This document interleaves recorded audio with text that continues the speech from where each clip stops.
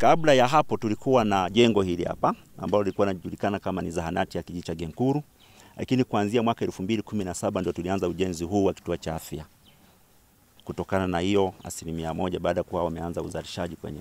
Kuanzia mwaka 2019-20 ndio huduma za kituo cha afya zimeanza kutolewa kwenye kituo hichi cha afya. Baada kuwa kimekamilika.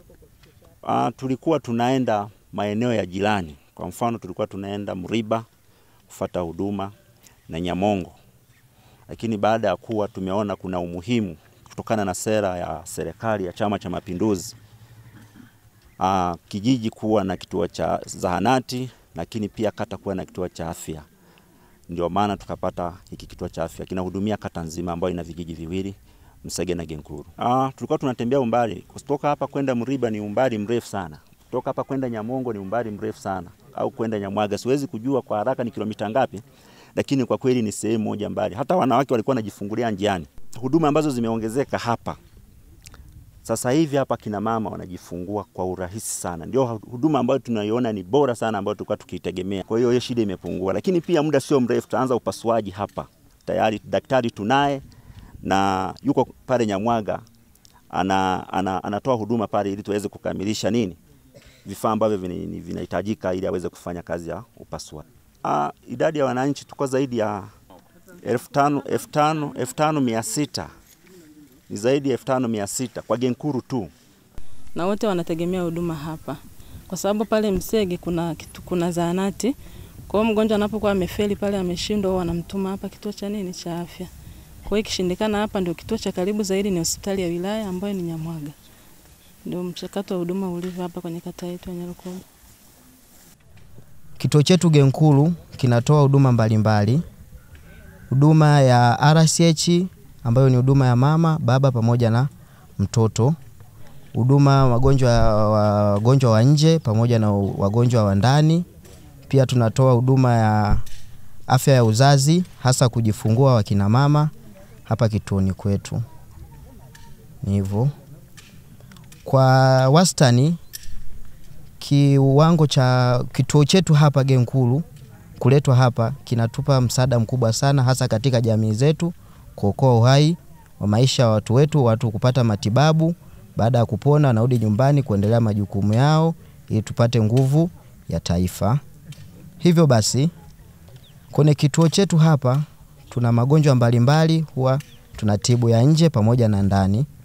Tuna magonjwa mbalimbali ambayo yanazunguka kituo chetu, hasa gonjwa la malaria ambalo ni bado tunapigana nalo, na kwa jitihada ya serikali inafanya vizuri kuweza kukomesha vifo vinavyotokana na malaria.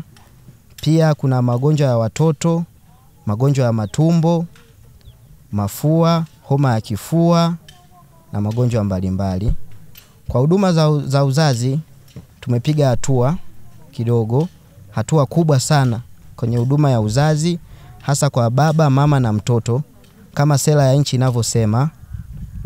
Pia tuna wastani kwa mwezi kupata zaidi ya wazazi wanaokuja kujifungua katika kituo chetu, watu zaidi ya 46 na wakatoka salama pasipo shida yoyote.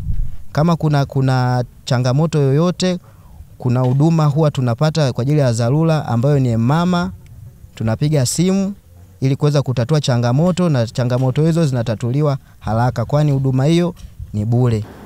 Tunaendelea kutekeleza miradi ya CSR kama mnavyofahamu.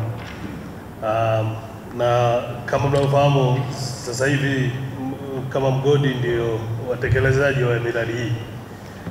Tuna miradi ile ya takribani shilingi bilioni 9.049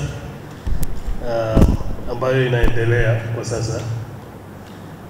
Na of course nipende tu kuwapa taarifa kwamba mgodi umetenga tena bilioni 4.687 kwa ajili ya miradi mipya ambayo sasa hivi iko kwenye tunasema mchakato wa kuibua miradi hiyo. Kama unafahamu tuna wakandarasi wengi, kuna ajira hapa ndani zinatolewa, kwa hiyo shughuli za kiuchumi zinakuwa kwa ujumla. Kwa hiyo ni muhimu sana tuelimishe jamii kwamba vitendo vile vya vya kuvamia mgodi, wakati mwingine kuharibu miundombinu ya mgodi sio vitendo sahihi. Na tukikemea tabia kama hizi, nafikiri itasaidia sana kupunguza changamoto ambazo tunazipata kwenye uzalishaji wetu kwa ujumla. Tunazidi pia kuomba sana waandishi kuzidi kutumia kalamu zenu kukemea vitendo hivi vya kihalifu na kuhamasisha mahusiano mema kati ya mgodi na jamii kwa ujumla. Kama mnavyofahamu, mgodi huu una mchango mkubwa si tu kwa jamii ya hapa Tarime, lakini pia kwa taifa zima.